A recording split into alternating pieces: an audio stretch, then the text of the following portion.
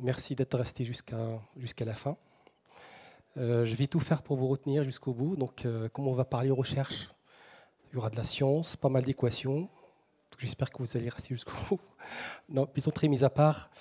Dans mon intervention, je vais vous parler de deux choses transverses qui doivent intéresser tous les acteurs présents dans cette manifestation. D'abord, la recherche et l'innovation, donc tout ce qui intervient en amont, et puis la formation, ce qui intervient en aval. Donc je vais essayer d'être le plus léger possible. Il y aura pas mal de termes. Je vais vulgariser au maximum. Évidemment, si vous avez des questions, n'hésitez pas à la fin. Mais ça va être vraiment un survol par rapport à ce qu'on fait en matière de recherche, de formation dans le domaine de l'énergétique.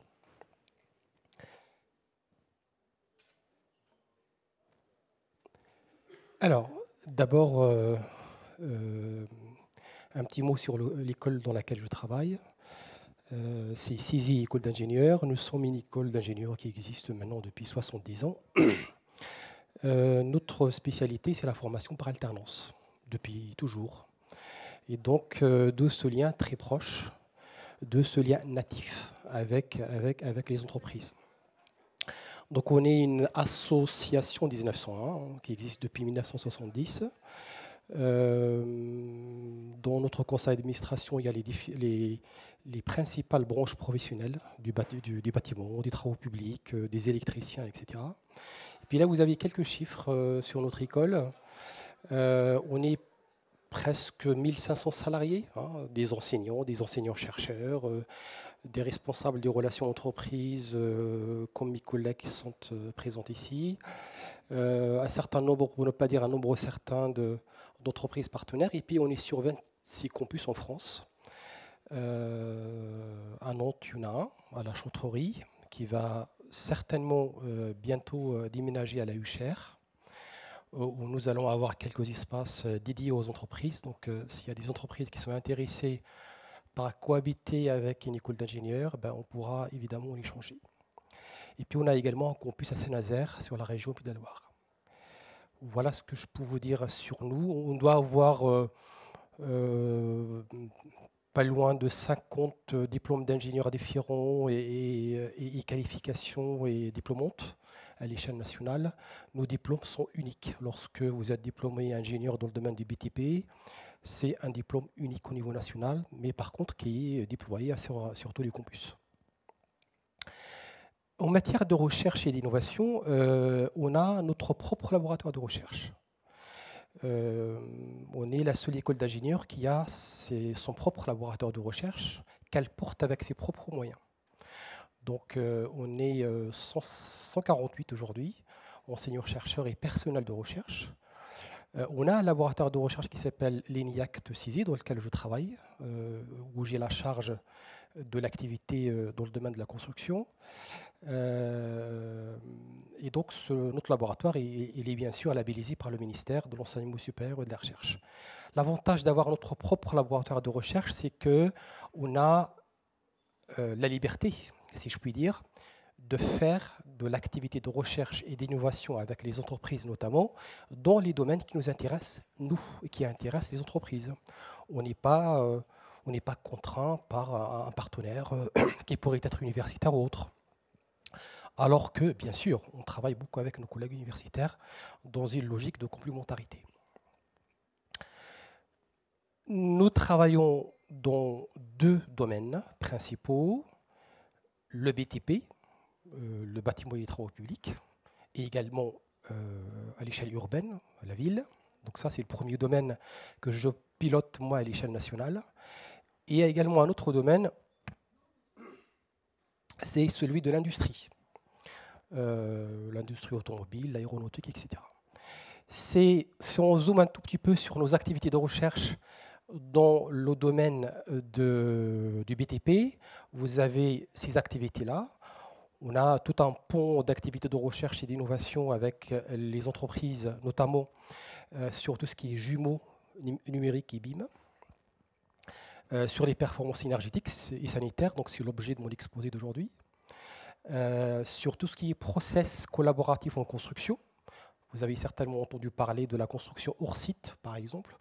On a des enseignants-chercheurs qui travaillent là-dedans et qui produisent de la connaissance là-dedans. Voilà. Tout ce qui a trait à la réalité augmentée, réalité virtuelle et milieu immersif dans le domaine de la construction. Et puis le dernier domaine, c'est tout ce qui a trait à l'énergie, la production et la consommation énergétique.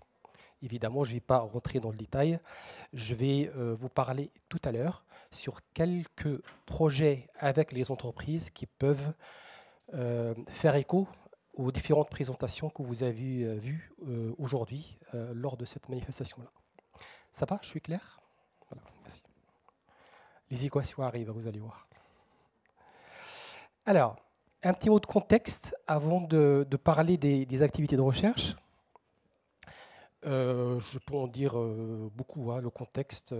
Les conférenciers précédents l'ont explicité, donc je ne vais pas rentrer dans le détail. Néanmoins, 3 figures pour illustrer cela. La première, c'est celle de... Et on m'a dit de ne pas beaucoup bouger, donc je vais me mettre là.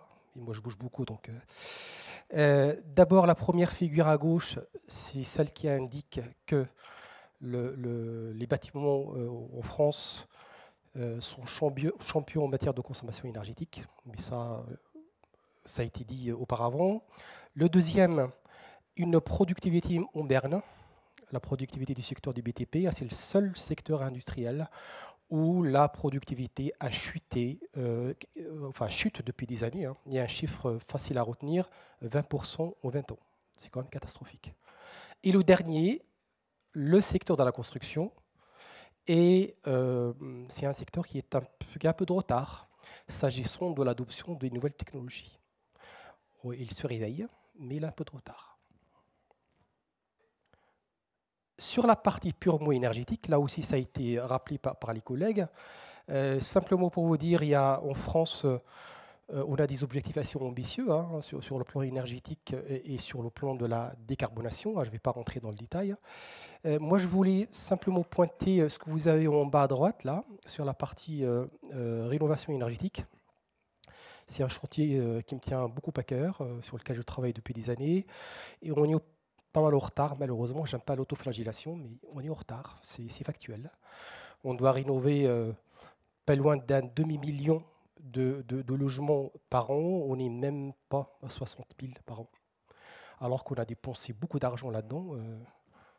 Pour ne pas paraphraser notre cher président, un pognon de dingue. Voilà. On a vraiment dépensé beaucoup d'argent. Évidemment, il y a quelques solutions. Il n'y a pas la solution, mais il y a quelques solutions. Et parmi ces solutions-là, il y a l'utilisation des méthodes industrialisées. Et là, je regarde Eric Orange qui est juste là. La construction hors site, les techniques d'industrialisation permettent de résorber un peu cela et d'accélérer un peu le rythme de la rénovation énergétique des logements. Mais ça, c'est un autre sujet. On pourra en parler peut-être une autre fois. Alors, qu'est-ce que c'est qu'un bâtiment du futur? Bon, évidemment, il y a plein de réponses. Moi, en tant que chercheur, lorsque je fais un état de l'art complet, de ce qui se fait en matière de connaissances, j'ai cette définition-là, qui est à discuter, bien entendu. Voilà. Et pour moi, le bâtiment dans le futur, ou le bâtiment du futur, il sera un bâtiment à impact positif. Bon, c'est un mot politique, ça. Alors, qu'est-ce que cela veut dire concrètement? Pour moi, ça va être une plateforme de service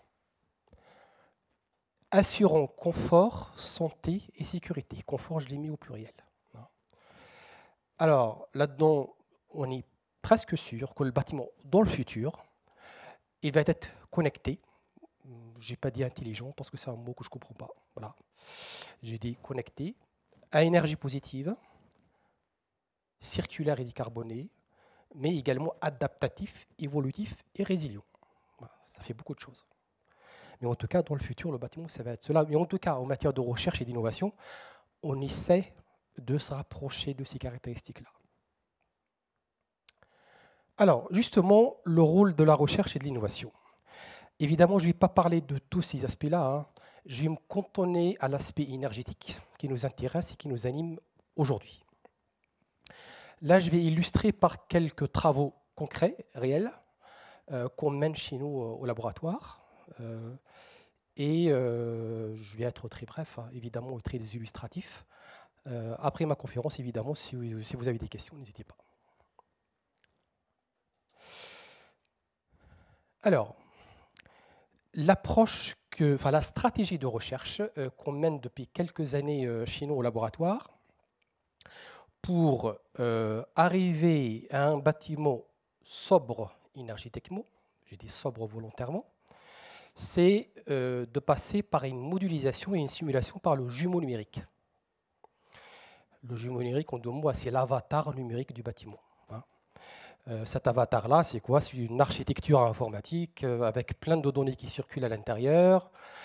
Tout ça basé sur la maquette BIM du bâtiment et basé également sur un dialogue, un échange de données entre cet avatar numérique et le bâtiment réel pour qu'on puisse modéliser, simuler le comportement du bâtiment réel, le bâtiment en temps réel. Voilà. Alors pour arriver à mettre sur pied ce jumeau numérique, il y a pas mal de briques technologiques qui relèvent de la recherche et de l'innovation à comprendre et à mettre sur pied. Donc vous les avez là, les différentes briques. Nous, dans mon laboratoire de recherche, mes équipes travaillent depuis quelques années sur les différentes briques. On avance tout doucement. Et notre objectif in fine, c'est vraiment de mettre sur pied ce fameux jumeau numérique. Donc, nous, on intervient vraiment en amont de ce que vous pourriez voir, lire dans les différentes documentations commerciales sur le jumeau, etc. etc. D'ailleurs, quand on parle jumeau dans certaines plaquettes, ce n'est pas tout à fait des jumeaux numériques. Hein, voilà. C'est un pseudo-jumeau. Mais voilà, mais ça, c'est pour les puristes. Alors, la première chose que l'on fait, c'est on a des méthodes basées sur de l'IA, l'intelligence artificielle, qui nous permettent de contrôler certains équipements du bâtiment pour atteindre le confort thermique ou énergétique du bâtiment. Donc là, c'est un travail que j'illustre là. Vous avez les publications là à gauche en bas, hein, les publications scientifiques, où la région Bretagne nous a soutenus sur un certain nombre de projets pour développer cette brique technologique. Donc on arrive, grâce à des méthodes maintenant, à contrôler certains équipements de manière très précise et d'avoir un gain énergétique. Un autre exemple, et ça c'est un exemple très important, c'est, vous le savez certainement, le rôle des usagers dans un bâtiment est très important quant à la consommation énergétique. Votre rôle, à vous, à moi, à tout le monde dans un bâtiment est très important. Dans les logiciels existants aujourd'hui sur le marché, on considère l'impact de l'occupant constant, en fonction de la nature du bâtiment, etc. Évidemment, ce n'est pas constant. C'est un mouvement stochastique, celui de l'occupant. On sort, on rentre dans cette salle-là, voilà, on n'est pas... Donc nous, on s'est amusé, dans un travail de recherche, à prédire le nombre d'occupations dans un bâtiment, de le prédire par des méthodes d'intelligence artificielle, encore une fois. Donc là, on arrive à prédire sur une semaine ou deux l'occupation dans une salle de cours, là en l'occurrence, et derrière, à estimer de manière fine l'impact énergétique sur la consommation énergétique.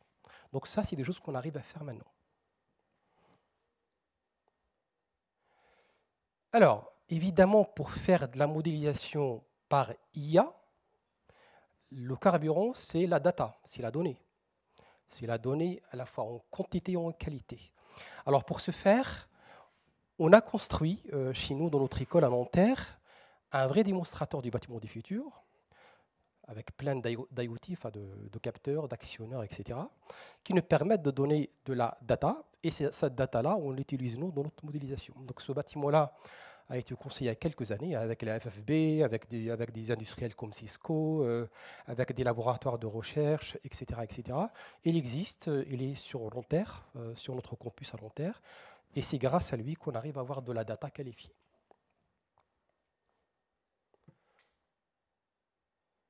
Jusque-là, ça va? C'est clair? Je ne suis pas rentré dans le détail volontairement.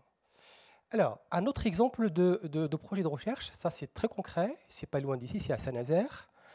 Ça, c'est notre bâtiment de 6e école d'ingénieurs à Saint-Nazaire. On est en plein centre-ville, au paquebot.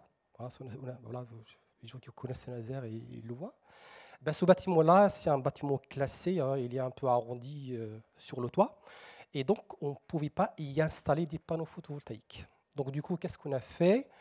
On a créé une boucle énergétique où c'est un autre bâtiment avec, avec la technologie que le monsieur a expliqué tout à l'heure sur les voitures Renault. Hein, voilà.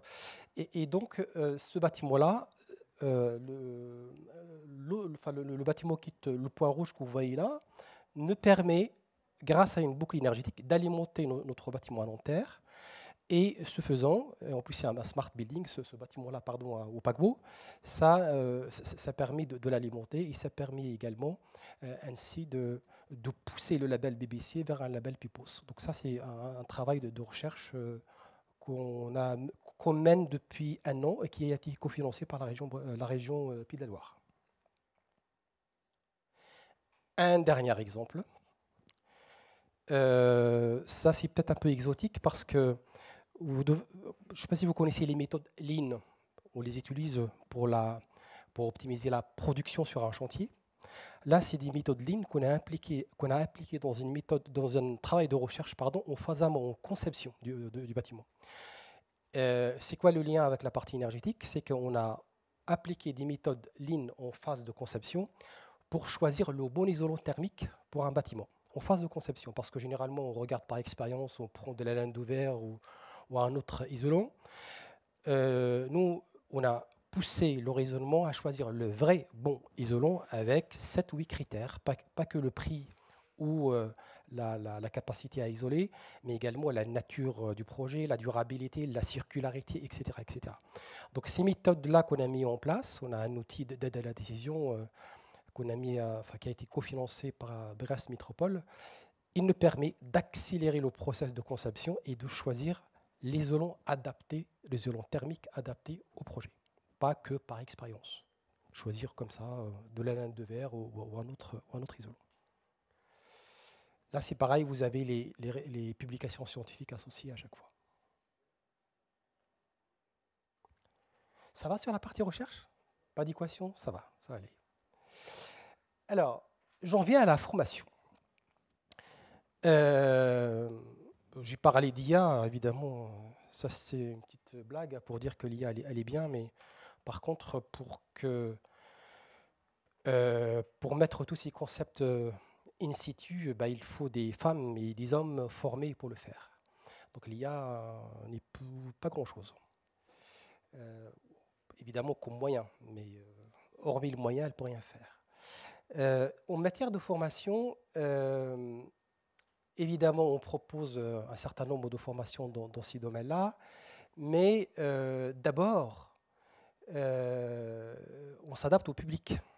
Aujourd'hui, le progrès techno a impacté plusieurs choses. A impacté d'abord les métiers. Hein. Aujourd'hui, il y a presque 40%, entre 30 et 40% des métiers qui ont été impactés fortement par le numérique. Il y en a qui sont disparus, il y en a qui ont été bigrement secoués. Et donc, de la nécessité de se former en continu tout le temps pour être à jour par rapport aux technologies et par rapport à plein d'autres choses. Et puis, on a également la problématique, là c'est la figure de droite, de la jeune génération, qui est très, très portée sur le numérique. Et donc, il faut qu'on s'adapte à elle. On ne peut pas former comme moi j'ai été formé dans les années 90 par des méthodes très, très classiques. Donc, il faut vraiment s'adapter à cette génération-là, Z et Alpha. C'est une génération, comme vous le savez, elle ne peut pas rester assise longtemps, il lui faut des moyens techno, etc. Et donc, nous, chez nous, on a travaillé sur 2 choses dans notre école. On a travaillé d'abord sur la pédagogie. C'est ce qu'on a, c'est une pédagogie par projet, des cours en face-à-face pédagogique, on a très très peu. On fait travailler les élèves vraiment autour de projets comme dans le monde réel. Voilà. Ça, c'est la première chose. Et la deuxième chose, on travaille sur les environnements d'apprentissage. En gros, tout ce que vous voyez là, les chaises, les tables, les écrans, etc. Ils ont un impact sur l'apprentissage, ces éléments-là. On est même allé breveter des tables C'est la figure que vous voyez à droite tout en bas. Breveter des tables de travail de groupe pour que l'acoustique soit le plus optimale possible entre les participants. Donc ça va jusque-là. Ça passe aussi par des lieux, des lieux de bricolage, d'apprentissage. Donc ça, on l'a pratiquement sur tous nos campus, bien sûr ici à Nantes et ailleurs. Et puis ça passe également par des projets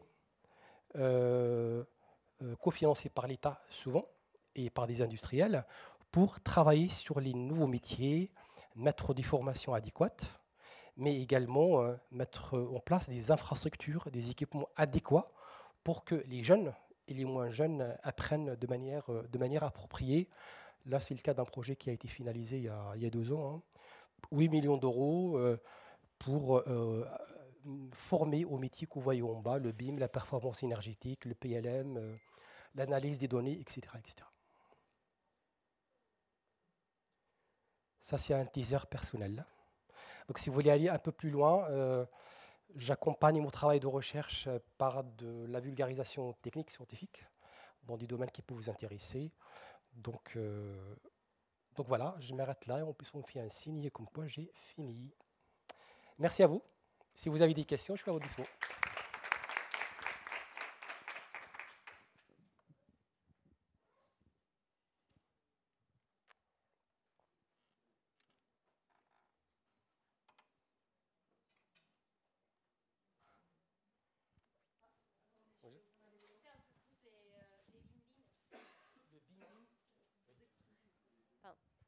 Je voudrais savoir un peu plus sur les BIM-Lean. Alors, le BIM, vous savez tout ce que c'est. Ça, je suis en train de reprendre ma casquette d'enseignant, pardonnez-moi. Alors, le BIM-Lean, enfin, on se rend compte qu'il y a des synergies entre le BIM et le Lean, s'agissant par exemple de faciliter l'agilité dans un projet, de l'éliminer tout ce qui vient au surplus. En fait, le BIM et Lean, quand on regarde, ils ont pas mal de points communs, des vertus communes, s'agissant encore une fois de l'optimisation du projet de construction. Donc, dans nos travaux de recherche, on a allié les deux pour essayer d'optimiser davantage le projet. Et le BIM, c'est plutôt le BIM, on ne l'a pas utilisé en tant que méthode de gestion de projet, mais simplement en tant que base de données. Le Lean va piocher des données dans la maquette BIM, voilà, pour être précis. Je ne sais pas si je suis clair.